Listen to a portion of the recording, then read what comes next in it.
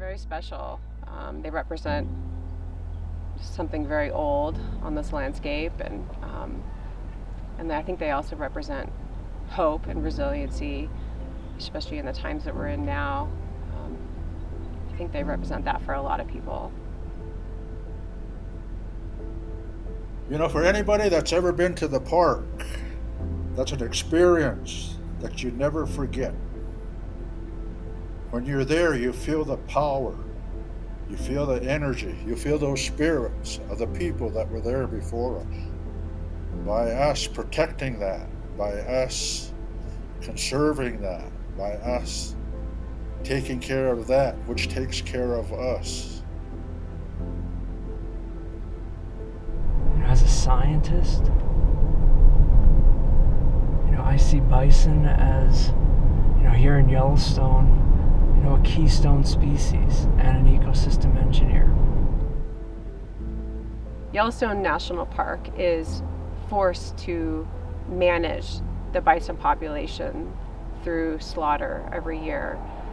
Since the year 2000, more than 6,000 Yellowstone bison have been shipped to slaughter as a means to manage the numbers.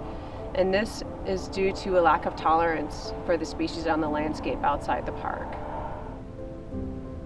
Today, brucellosis exists in elk and bison in the park. Elk can give it to bison, bison can give it to elk, either of them can give it to cows.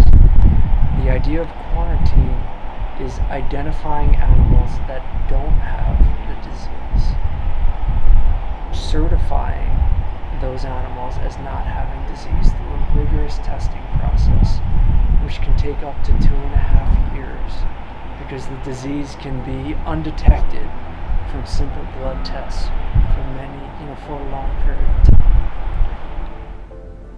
So the expansion of the Yellowstone Bison Conservation and Transfer Program represents a significant step towards realizing our vision. So through this program, disease-free Yellowstone bison can be identified and transferred elsewhere to tribal and other public lands where they are wanted. There's an estimated 75% of captured bison that are eligible to enter the quarantine program are then sent on to slaughter due to capacity issues. This expansion effort will actually reduce that number down towards 25 to 35%. So it will result in significantly more bison being diverted from slaughter. Quarantine is the right thing to do.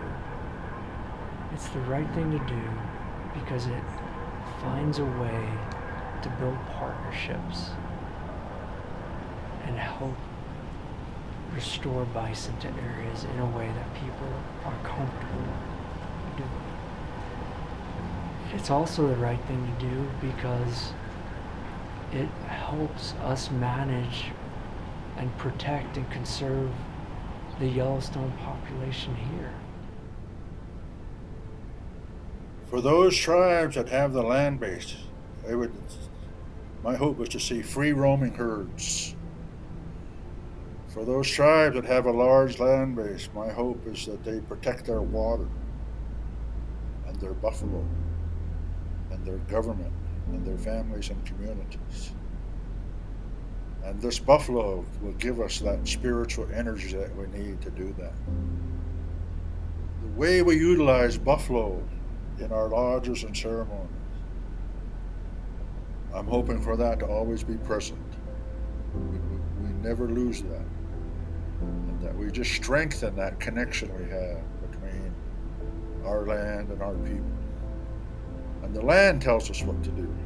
And the land tells us that the buffalo are back and the buffalo are good for us. And when we're connected to the land, everything else benefits from that.